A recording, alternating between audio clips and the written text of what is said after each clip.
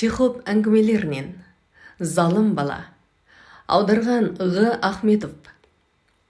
Сырт пішіні сүйкімді ғана Иван Иванович Лапкин дейтін жас жігітпен Анна Семеновна Замбалисткая деген қайқыш мұрын жас қыз тіккемерден түсті де кішкене отырғышқа келіп отыра кетті. Отырғыш судың тап жағасында, жас талдың қалың бұдақтарының арасында еді. Өте жайлы орын. Бұл жерде бүкіл әлемнен таса боласыз.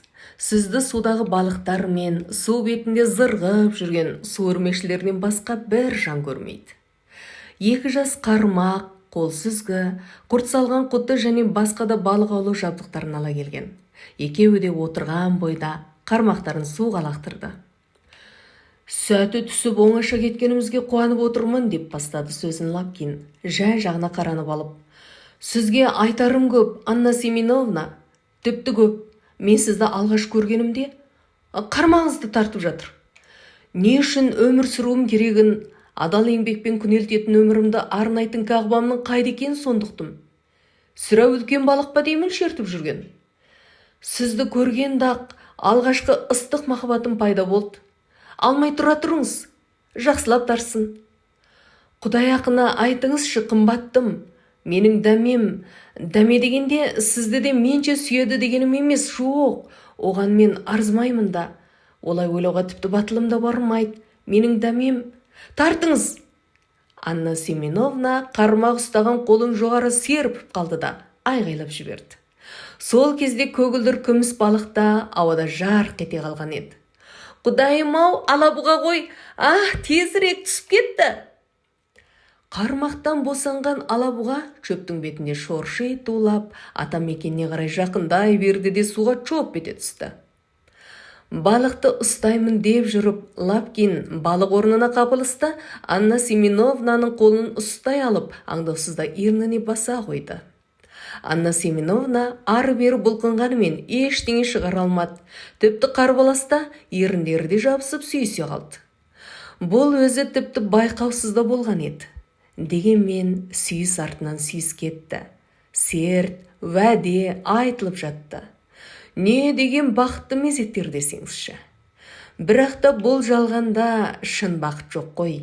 Тегінде бақыт дегеннің өзінің бойында уы болады, немесе ол сырт бір жағдайдан уланады.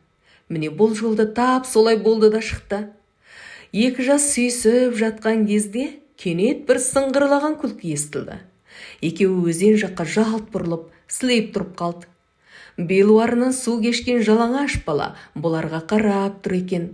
Ол Анна Семеновнаның інісі гимназист Коля болатын.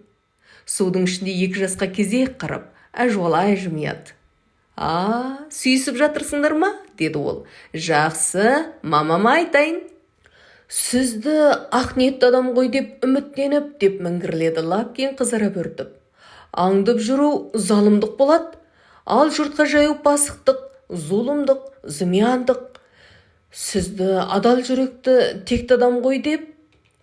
Бір сом беріңдер, айтпаймын, деді текті адам. Бермесеңдер айтамын. Лапкин қалтасынан бір сом алып берді. Коля ақшаны солы уысына қысып алып, бір ысқырды да жүзіп кете берді. Екі жас осыдан кейін сүйіскен жоқ. Келесі күні Лапкин қаладан Коляға әр түрлі бояулар мен доп әкеліп берді. Ал апасы дәрден босаған сауыттарды сыйға тартты. Кейін ит тұмсықты түймелерін де беруге тура келді. Осылары залым балаға тіпті ұнап қалса керек, енді ол тағы да көбірек сыйлық алу үшін бұларды аңдай түсті. Ылғи Лапкин мен Анна Семеновнаның ізін бақты, екеуін бір минутта оңаша қалдырмады. Залым екен, дейді Лапкин тістене сөйлеп. Қаршадай басынан не деген жауыз ет, өсе келе қандай болар екен? Коля маусым айының басынан аяғына дейін осы сорлы екі ғашыққа күн көрсетпей ақ қойды. Іздеріне түсіп алып, айтамын деп қорқытып, ауыз бастырғалып жүрді. Алғандарына қанағат етпей, ақырында тіпті қалта сағат әпер дегенді шығарды. Амал не, сағат әперем деп уәде етуге тура келді.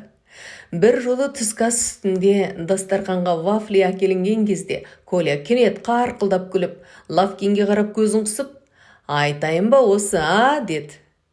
Лапкин өрттей қызарып, сасқаннан вафлидің орнына сулы орамалды аузына салып шайнай берді. Ал Анна Семеновна орнынан атып тұрып басқа бөлмеге қаша жөнелді. Сөйтіп, тамыздың аяғында Лапкин Анна Семеновнаны айттырған күнге дейін 2 жас осындай халде болды. Сол күн не деген бақытты күн болды десеңізші. Қыздың әке-шешесімен сөйлесіп, олардың ризашылығын алғаннан кейін Лапкин ең алдымен баққа қарай жүгірді. Коляны іздеп, оны тапқан бетте қуанғанынан жылап жібере жаздап, залым баланың құлағынан шап беріп ұстай алды.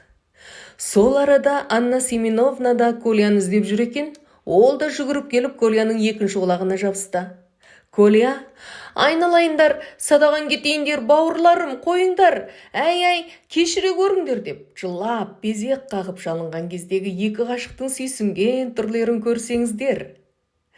Кейін екеуі де бір-біріне ғашық болып жүрген кездерінде тап әлгі залым баланың құлағын тартқан сәттегідей бақытты, бой билеген ләззатты ешқашанда көре алмағандарын айтып жүрді.